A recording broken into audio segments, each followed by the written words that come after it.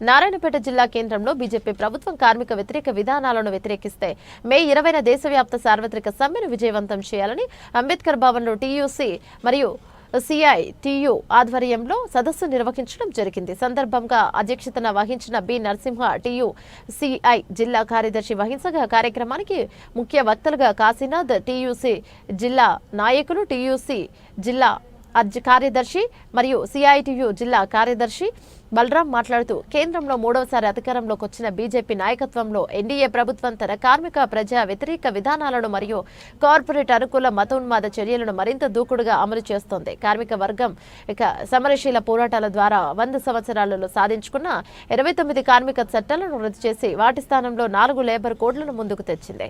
వీటికి వ్యతిరేకంగా గత 5 ఏళ్లుగా కార్మిక వర్గం ఆందోళన పోరాటాలతో లేబర్ కోడ్లో అమలును గత 5 సంవత్సరాలుగా నివారించగలుగుతున్నాం. నేడు వాటిని అమలు చేసి కార్మిక హక్కులను పూర్తిగా హరించే ప్రయత్నం చేస్తుంది. దేశవ్యాప్తంగా మే 21, 2025 దేశవ్యాప్తంగా మే 20, 2025 దేశవ్యాప్తంగా కార్మిక వర్గం సమ్మె చేయాలని చెప్పేసి అన్ని కార్మిక సంఘాలు పిలుపునివ్వడం జరిగింది.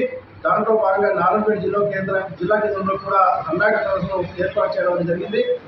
ముఖ్యంగా దేశంలో ఉన్నటువంటి అన్ని రంగాల్లో పనిచేసినటువంటి కార్మిక వర్గానికి ఇవాళ లేబర్ కోడ్లు అనేక చట్టాలని 4 కోడ్లుగా విభజించి వాళ్ళకి రక్షణ లేకుండా, వాళ్ళ ఉద్యోగానికి భద్రత లేకుండా, వాళ్ళ కనీసం తినడానికి కూడా సరిపోనంత జీతాలు ఇవాళ ప్రభుత్వాలు ఇస్తా ఉన్నటువంటి పరిస్థితి ఉన్నది. కాబట్టి వాళ్ళందరికీ కూడా కనీస వేతనాలు అమలు చేయాలి. అట్లాంటి అమలు చేయని పక్షంలో ఇవాళ ఎవరిని జైల్లో పెట్టారో ప్రభుత్వమే చెప్పాలి. ఎందుకంటే ప్రభుత్వం ఒక పక్క కార్మికులు బతకాలంటే 26,000 జీతం ఇవ్వాలని చెప్పేసి వాళ్ళే సర్క్యులర్ తీసుకొస్తారు. మళ్ళీ ఇవాళ అట్లాంటి సర్క్యులర్లని అమలు చేయకపోవడం అనేది చాలా సిగ్గుచేటైన విషయం. కాబట్టి ఇప్పటికైనా ప్రభుత్వం అన్ని రంగాల్లో పనిచేసినటువంటి ఇవాళ కాంట్రాక్ట్ వర్కర్స్ కావచ్చు, మిగతా కంపెనీలో పనిచేసే వర్కర్స్ కావచ్చు, ఇట్లాంటి అనేక రంగాల్లో పనిచేసే మధ్యాహ్న భోజనం లేదా మిగతా గ్రామ పంచాయతీ ఇట్లాంటి అనేక రంగాల్లో చాలా మంది చాలా జీతాల్లో పనిచేస్తా ఉన్నారు. వాళ్ళ సంగతి ఏమాత్రం కూడా పట్టించుకోవడం లేదు. కాబట్టి అట్లా పట్టించుకోవాలని చెప్పేసి దేశవ్యాప్తంగా ఒక్కరోజు మొత్తం దేశంలో ఉన్నటువంటి కార్మిక వర్గం అంతా కూడా రోడ్డు మీదకి రావాలని చెప్పేసి అన్ని కార్మిక సంఘాలు పిలుపునిస్తా ఉన్నాయి.